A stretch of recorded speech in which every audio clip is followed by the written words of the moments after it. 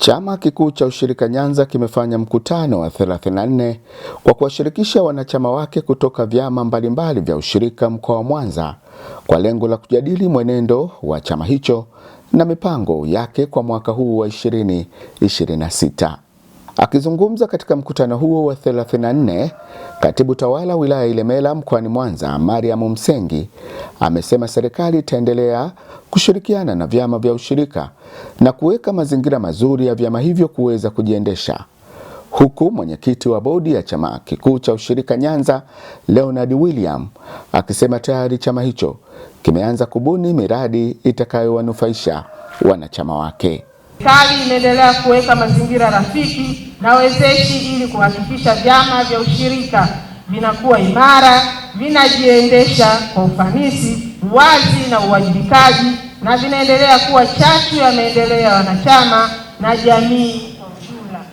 Pia sera na mipango mbalimbali, serikali inaendelea kuwezesha wananchi kupata mikopo kwa masharti nafuu, kwa uwazi na bila urasimu usio wa lazima. Kuhakikisha tunakuwa imara na endelevu, tumeanza kufufua miradi mbalimbali ambayo italeta tija kwenye chama chetu. Moja ni ufufuaji wa kiwanda cha kuchakata pamba kwenye halmashauri ya wilaya ya Magu. Ni kiwanda kipya na cha kisasa kabisa ambacho mpaka kukamilika kwake kitatumia karibu shilingi bilioni 3.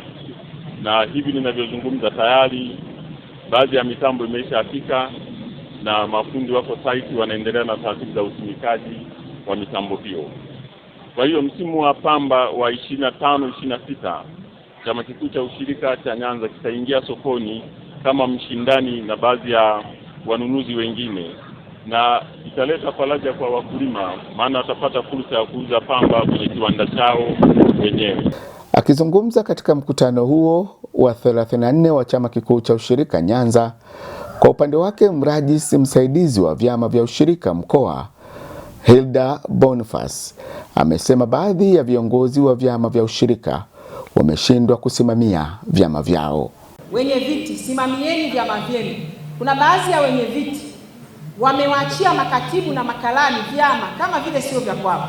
Vyama vina madeni, vinapewa fedha na makampuni ya kununulia pamba, lakini kutokana na uchumi mbovu wa vyama hivi wamejikuta baadhi ya watendaji, sio wote, baadhi ya watendaji wasiokuwa waaminifu wakishirikiana na wenye viti wao ama wajumbe wa zama wanazitumia zile fedha za kampuni kwenda kuzizungusha kununua ng'ombe na mambo mengine. Naye mwanachama wa chama kikuu cha ushirika Nyanza, Agnes Mayunga, kwa niaba ya wenzake ameiomba serikali kuwasaidia zana za kilimo ili ziweze kuwasaidia katika shughuli zao za kila siku.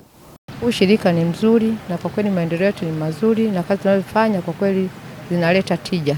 Tusaidiwe zana za kilimo ili kuendesha uchumi wetu wa kilimo, kwa mfano kilimo cha pamba. Chama kikuu cha ushirika Nyanza kimefanya mkutano wa 34 kwa kuwashirikisha wanachama wake kutoka vyama mbalimbali vya ushirika mkoa wa Mwanza kwa lengo la kujadili mwenendo wa chama hicho na mipango yake kwa mwaka huu wa 2026.